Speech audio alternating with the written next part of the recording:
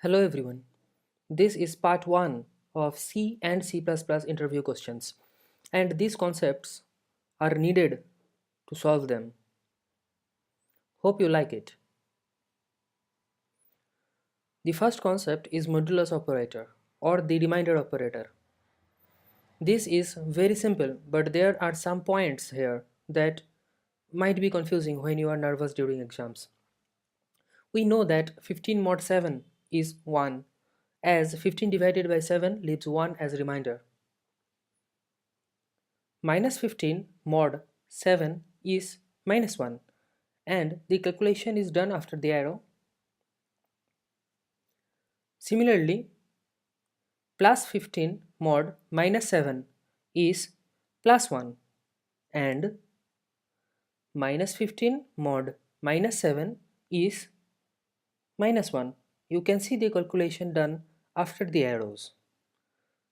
So you can see that the mod operator always take the sign of numerator no matter what the sign of denominator is. Now in minus 15.5 mod 7 it will give an error in C as modulus operator does not work on float values. Similarly, you can do the next two examples as well. The second concept is based on return values of printf and scanf in C. Please see the program and try to find out the output.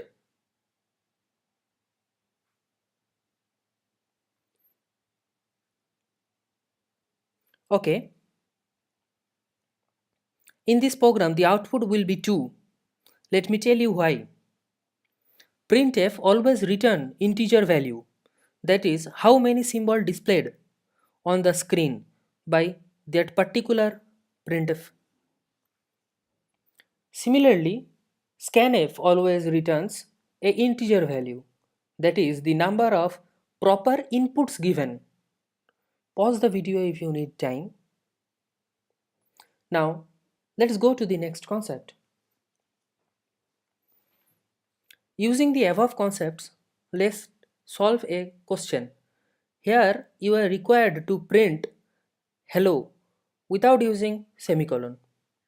I will show you 3 ways to solve it. The first solution is using if statement. We know that if statement is executed if the condition within is true. Now, for a given statement to be true in C language, it must return a boolean true or a positive number. As we know what is returned by the printf statement, we can write this solution. Coming to the second solution, it uses while loop and within it lies the printf statement as a condition. Have you noticed the not sign before printf? It is given so that the while loop does not iterate infinitely. And now let's go to the third solution. It is done using has define, that is preprocessor, and the name of the preprocessor, that is print, is given within the if statement. The next concept is evaluation order of printf. In exams, always start evaluating from right to left.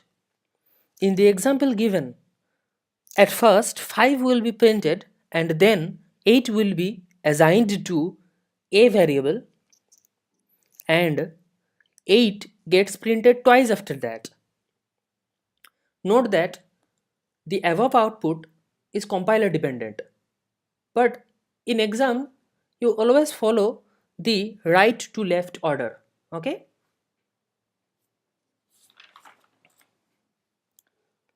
The next concept is two ways of representing array elements during programming. If you see the two programs given side by side, then See the way I have represented the first array element in both the program. You will notice the difference. ARR 0 and 0 ARR are both same things, as internally they get translated into pointers. For example, ARR 0 means ARR plus 0 and 0 ARR means 0 plus ARR, where ARR references the first element of the array. Basically, both the representations are same, so don't get confused. Next comes three definitions of types of pointers. There are other types of pointers. I will explain them in other videos. First comes null pointers, which means a pointer pointing to nothing at the moment. We use this in case we don't have an address to assign to the pointer variable.